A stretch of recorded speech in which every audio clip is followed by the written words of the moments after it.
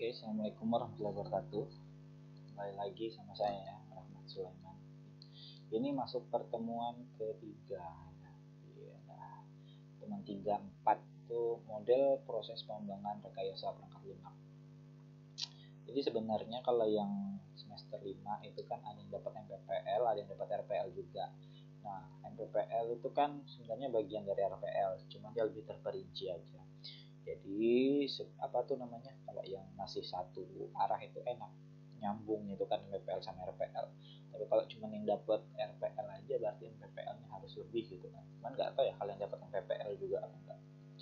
Itu MI ya ini kan ya. Oke, ini apa sih namanya? Sebenarnya goals kita tuh apa sih? Kalau di materi ini goalsnya itu, nah, mahasiswa diharapkan mengenal lebih rinci konsep dari model proses sebagai berikut. Ini aja lah, biar apa sih namanya, ini mikrofonnya dekat jadi suaranya gede.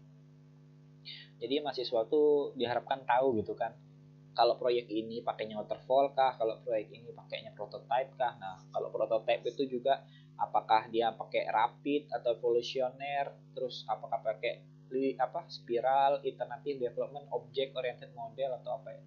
Cuman kalau object oriented model ini kan sebenarnya waterfall yang diterapkan dengan model object oriented itu kan. Cuman saya nggak tahu ya, saya belum baca juga object oriented ini sudah masuk model sendiri apa gimana.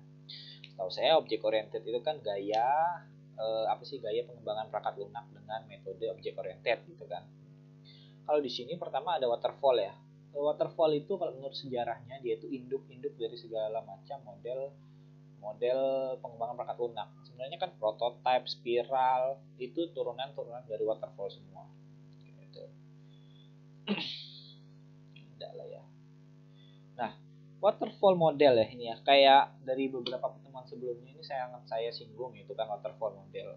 Jadi waterfall model ini pertama, kalau kalian ingat waterfall, kalian harus ingat padi. P, A, D, I, udah 4 itu padi. Kalaupun ada step-step lain itu mungkin pengembangannya. Tapi inti dari waterfall itu ada padi. Pertama ada planning atau perencanaan, kemudian ada analisis, kemudian D-nya desain, dan yang terakhir 4 ada implementation. Ini kalau di bagian ini kan kita lihat, pertama itu ada system requirement. Nah, kalau dalam bahasa kacang pedang itu artinya kebutuhan sistem. Kita merencanakan itu membangun sistemnya apa gitu kan. Bagaimana user interface-nya kayak gimana, user experience-nya gimana. Nah, itu kan butuh di situ. Maka dari itu, model waterfall ini sangat menekankan pada perencanaan. Karena apa? Karena model waterfall ini merupakan model dengan tahap pengembangan yang lama gitu kan. Jadi kalau jangka waktunya 1 tahun yang dikira agak lama, nah itu cocoknya pakai waterfall model.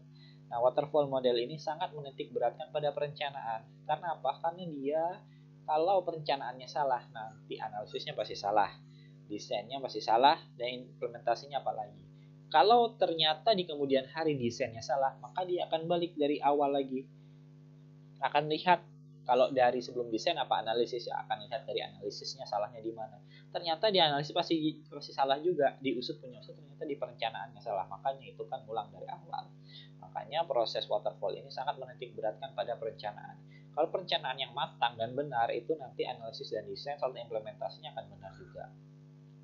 Ini sistem requirement, habis itu ada software requirement spesifikasi, software design, software implementation. Nah, kalau untuk uji mesin sama operasi perawatan itu kan sebenarnya masuk ke implementation, itu penerapan kita.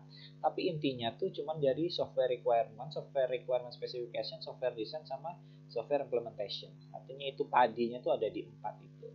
Oke. Nah, model waterfall ini memungkinkan pemecahan misi pengembangan yang rumit menjadi beberapa langkah logis. Desain, perancangan, coding, testing, dan pengujian sebagaimana yang lainnya. Terus dikembangkan dengan validasi itu menjadi produk.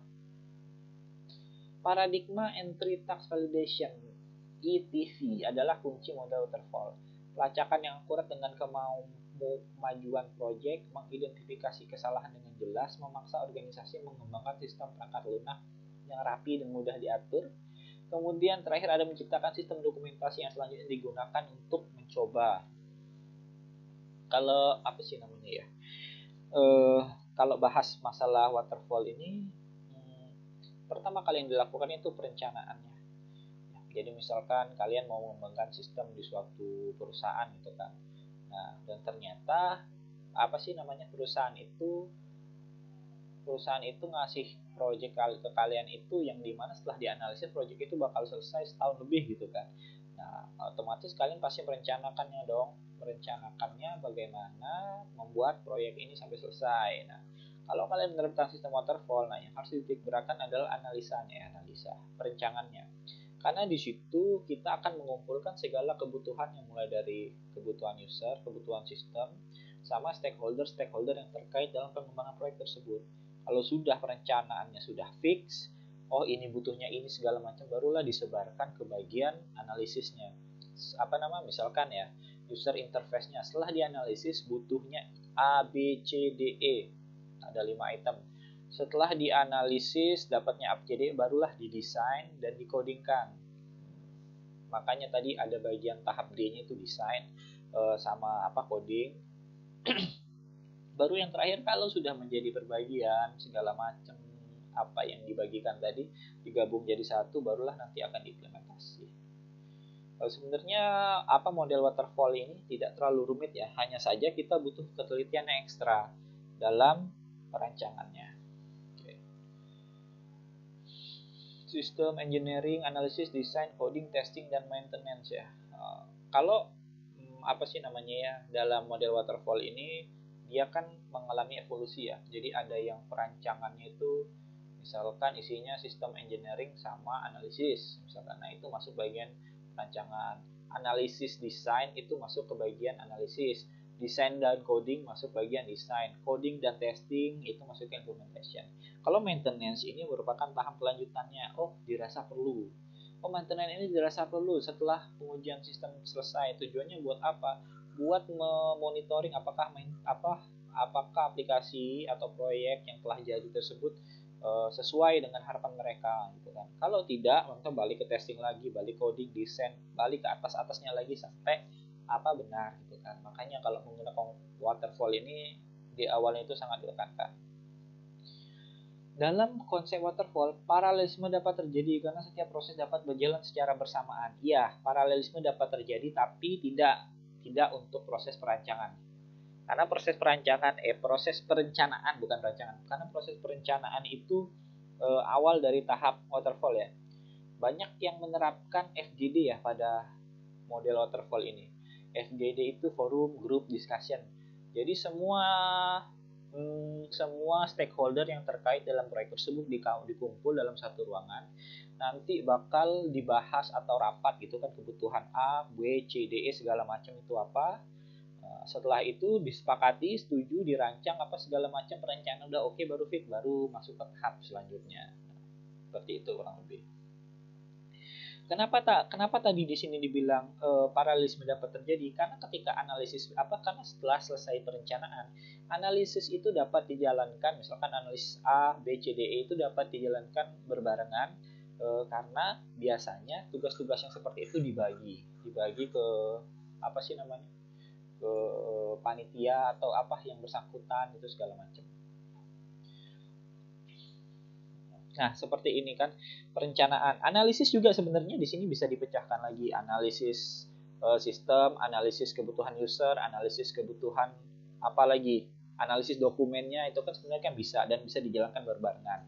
Nah, setelah masuk analisis, otomatis kan mulailah kita mengcoding atau merencanakan. Nah, merencanakan sistem itu maunya gimana, desainnya gimana. Nah, desain 1, 2, dan 3 ini bisa dijalankan berbarengan. Nah, maksud paralel di sini bisa dijalankan berbarengan itu dapat dijalankan berbarengan walaupun dalam kurun waktu yang sama gitu loh. Jadi misalkan hari ini saya dapat tugas ngedesain ini, hari yang sama juga si B dapat mengerjakan tugas yang ini, makanya itu disebut paralel karena dapat dikerjakan secara bersamaan. Nah, setelah diterapkan oke semua, baru diintegrasikan menjadi satu. Ini enggak kelihatan saya. Diintegrasikan menjadi satu, dan jadilah sebuah sistem. Apakah sudah selesai? Belum, karena kan masih ada tahap implementasi, di mana implementasi isinya testing dan juga apa sih namanya, try and error ya kalau orang bilang itu. Karakteristik konsep waterfall merupakan pendekatan yang dikendalikan oleh dokumen. Waterfall merupakan model yang membangun perangkat lunak berdasarkan sistem development life cycle, yaitu model yang mempunyai struktur yang dimulai dari perencanaan.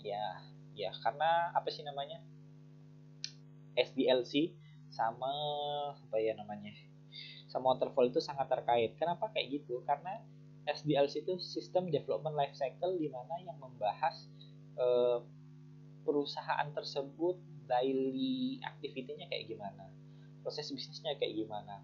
Itu dilihat berdasarkan dokumen-dokumen yang ada, di object oriented kan, dimasukkan ke dalam konsep waterfall ini. Makanya kan selalu diawali dengan perencanaan, analisis, desain, dan implementation. Sehingga tahap pengembangan dalam waterfall mempunyai struktur model pengembangan yang disebut sebagai linear sequential. Kenapa disebut linear sequential? Karena dia garis lurus. Nggak bisa mengerjakan proyek berikutnya kalau proyek sebelumnya belum selesai. Linear sequential. Nah, artinya seperti nggak bisa ngerjain yang B kalau yang A belum selesai. Seperti itu. Oke, berikutnya prototype model. Nah, kalau dari beberapa referensi ya, prototype ini merupakan bawahan atau pengembangan dari waterfall itu sendiri, tapi lebih spesifik. Pada waterfall, langkah-langkah pengembangan dapat dilakukan setelah analisa kebutuhan atau setelah perancangan. Pada waterfall, pengembangan tidak dapat mengubah perencanaan sistem apabila ada kebutuhan. Sebenarnya bisa ya, cuman apa sih namanya, balik lagi. Nah, inti dari awal waterfall itu ada di perancangannya. Jadi kalau udah masuk ke tahap analisis ternyata salah, balik lagi perancangannya. Karena kenapa bisa dibilang tidak dapat mengubah perencanaannya? Karena perencanaan atau perancangan di awal itu merupakan tahap pertama dan tahap utama itu. Kalau pendekatan prototype adalah bagian dari produk yang mengekspresikan logika maupun fisik antar muka dari produk yang akan dibangun. Dengan pendekatan ini, konsumen dan tim pengembang dapat mengklarifikasi kebutuhan dan interpretasi mereka.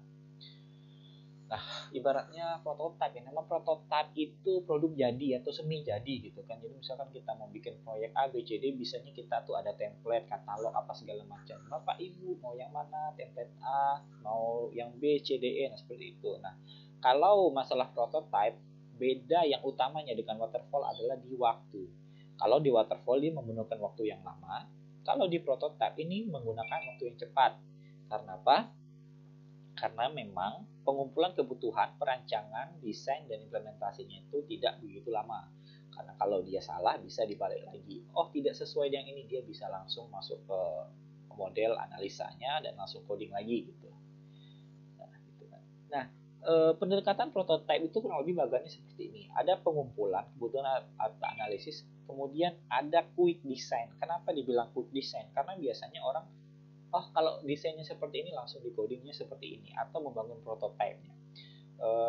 Apa sih namanya, ibaratnya kita apa ya, kalau saya kasih contoh kemarin, kalau kalian pernah ke Mangga 2 itu banyak bapak-bapak apa ibu-ibu dan abang-abang yang jual website yang di sana. Misalkan kalian mau bikin website A, nanti mereka akan menawarkan kita katalog A, B, C, D, E. Kalaupun tidak ada yang sesuai, mereka akan desain apakah seperti ini cocok. Nah, desain itu kalau udah cocok, mereka langsung bangun yang namanya prototipenya, modelnya seperti ini, satu halaman berapa segala macam. Nanti kita akan nanti mereka akan bahas sama kita di sana. Oh, cocoknya ternyata model A sama model B, ya udah nanti akan dibangun dan dikombinasikan. Nah, kalau tidak cocok, dia akan merubah desain lagi dan prototipe lagi, akan mendesain ulang sampai customer itu merasa cocok. Ternyata kalau customer-nya udah cocok, udah puas, baru akan dikembangkan ke sistem yang sesungguhnya, ke aplikasi sesungguhnya, ke perangkat lunak sesungguhnya gitu.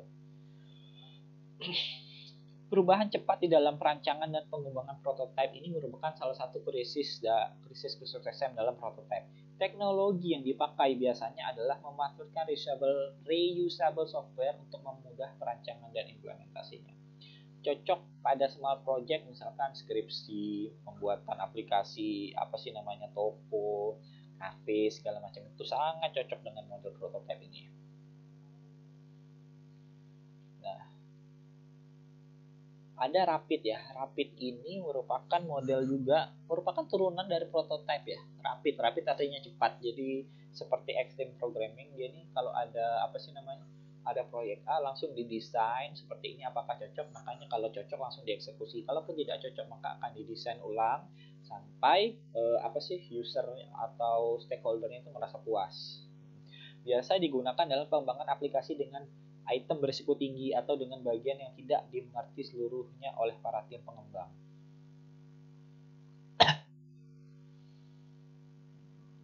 Apa sih namanya? Kalau Rapid ini sangat tidak disarankan kalau yang programmernya yang biasa-biasa aja ya. Biasanya kalau programmernya yang oke itu biasanya mereka pakai Rapid atau Extreme Program. Nah, oke, saya rasa untuk apa sih ya? Materi kali ini cukup sampai di sini ya. Agar kalian juga baca apa sih namanya? Baca slide-nya. Nanti kita akan bahas di classroom kita. Oke, sekian dari saya. Selamat malam. Jangan lupa bantu orang tua di rumah. Assalamualaikum warahmatullahi wabarakatuh.